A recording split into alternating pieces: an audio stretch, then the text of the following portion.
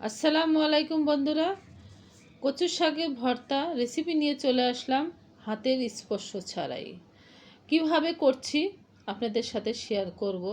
এই তো গরম পানি নিয়েছি, কুসুম কুসুম গরম পানি দিয়ে আমি শাকগুলো ধুয়ে নিব। কিছুক্ষণ আমি ভিজিয়ে নিয়েছি, ভিজিয়ে সুন্দর করে ধুয়ে নিয়েছি, 2-3 বার করে ধুয়ে নিয়েছি। একদম ফ্রেশ শাকগুলো ছিল। আর এখানে আমি একটা কড়াই বসিয়ে দিয়েছি।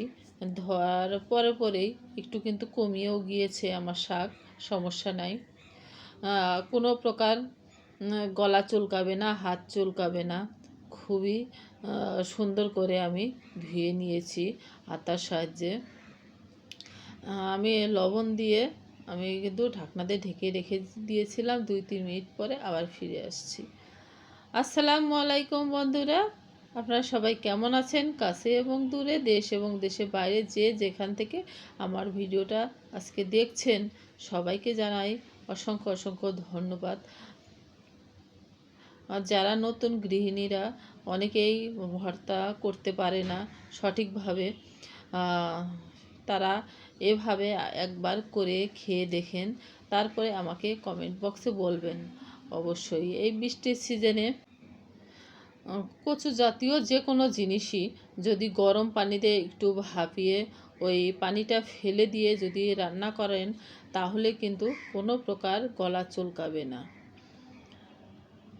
যে আমিও সেরকমই, এখন বৃষ্টি বাদলের দিন গলা চুলকাতেই পারে। এটা একদম বাড়ি থেকে আমার আম্মা পাঠিয়ে দিয়েছিল। কচু শাকটা এতটা সুন্দর, বেশিক্ষণ সময় লাগেনি, একদম গলে গিয়েছে।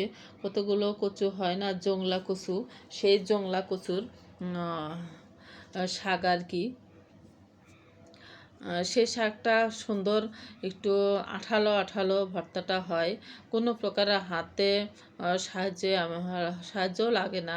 এরকম নাড়িয়ে চাড়িয়ে একটু এই খুন্তি দিয়ে যদি আমি একটু চেপে চেপে একটু নিই, তাহলেই সুন্দর মতো গলে যাবে শাকগুলো।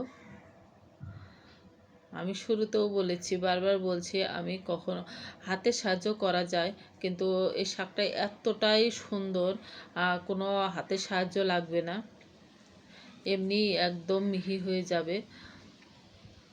আর এদিকে আমি ওই প্যানটাই আমি সুন্দর করে ধুয়ে নিয়েছি। এখানে 2 টেবিল চামচের মতো আমি সয়াবিন তেল দিয়ে দিলাম। তেলটা যখন গরম হয়ে আসবে, আমি দিয়ে দেব পেঁয়াজ কুচি, রসুন কুচি আর কাঁচামরিচ। যেহেতু আমার বাবুরাও খাবে, তেমন একটা কাঁচামরিচের ঝাল নাই, কারণ কচু শাকে তো আমরা কম বেশি সবাই জানি অনেক রকমের পুষ্টি আছে। আর আমার এটা একদম দেশি কচুর শাকটা, সেজন্য আমি সাধারণত কেনাটা খুবই কম খাই, কিন্তু দেশিটা হলে তো আমার ছেলেদেরও আমি খাওয়াই। দেশি জিনিসের, সারবিহীন জিনিসে খুবই টেস্ট হয়।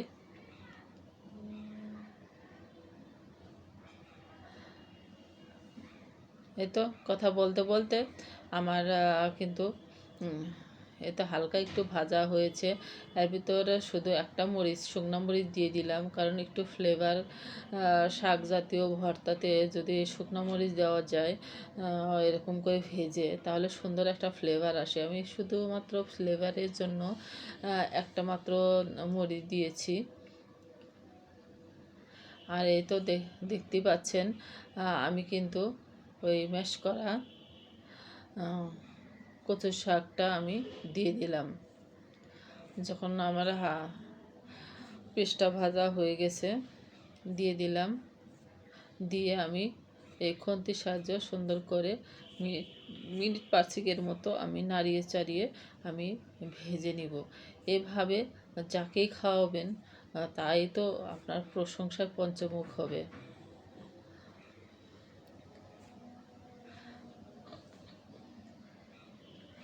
এতটাই মজাদার, এতটাই ইয়ামি হয়েছিল বন্ধুরা, কি আর বলবো। এই জংলা কচুর শাক ভর্তা। আর মাছ মাংস কিচ্ছু লাগবে না এরকম যদি ভর্তা থাকে।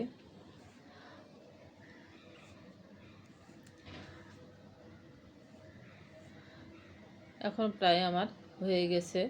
এখন আমি তুলে নিব বাটিতে। এতটাই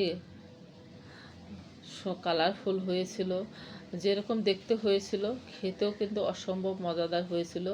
যাই কখনো কচুর শাক খায় না তাকেও যদি আপনারা খাওয়ান তাহলে তো আঙ্গুল চেটে পুটে খাবে, এতটাই ইয়ামি। আমার টিপসগুলো ফলো করে অবশ্যই আপনারাও বানিয়ে খাবেন বৃষ্টির এই সিজনে, তাহলে তৃপ্তি সহকারে সবাই খাবে। আজকের জন্য আমি বিদায় নিব। নেক্সট কোনো আর এক ভিডিওতে আপনাদের সাথে দেখা হবে।